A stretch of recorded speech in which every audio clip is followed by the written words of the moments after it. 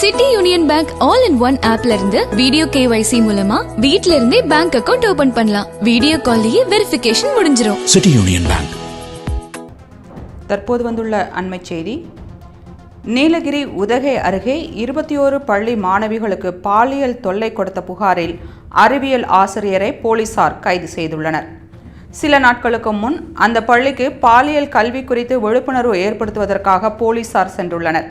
விழிப்புணர்வு நிகழ்ச்சியின் போது குட் டச் பேட் டச் குறித்து மாணவ மாணவிகளுக்கு விளக்கம் அளிக்கப்பட்டது.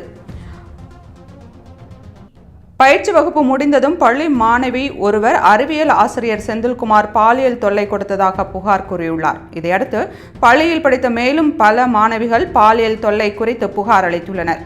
போலீசார் விசாரணை நடத்தி போக்சோ சட்டத்தின் ஆசிரியர் செந்தில்குமாரை கைது செய்து சிறையில் அடைத்தனர். அண்மை செய்தியை பார்த்து கொண்டிருக்கிறோம்.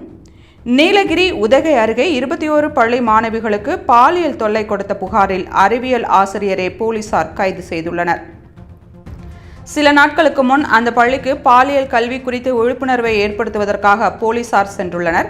விழிப்புணர்வு நிகழ்ச்சியின் போது குட் டச் பேட் டச் குறித்து மாணவ மாணவிகளுக்கு விளக்கம் அளிக்கப்பட்டுள்ளது.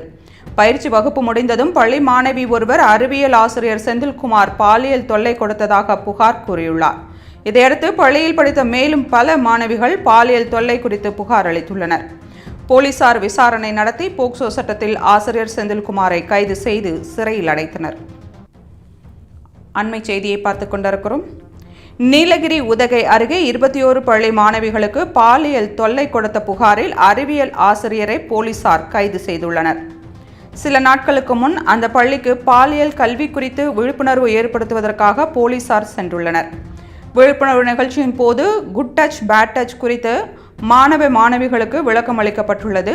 பயிற்சி வகுப்பு முடிந்ததும் பள்ளி மாணவி ஒருவர் அறிவியல் ஆசிரியர் செந்தில்குமார் பாலியல் தொல்லை கொடுத்ததாக புகார் கூறியுள்ளார். இதையடுத்து பள்ளியில் படித்த மேலும் பல மாணவிகள் பாலியல் தொல்லை குறித்து புகார் அளித்துள்ளனர். போலீசார் விசாரணை நடத்தி போக்சோ சட்டத்தில் ஆசிரியர் செந்தில்குமாரை கைது செய்து சிறையில் அடைத்தனர்.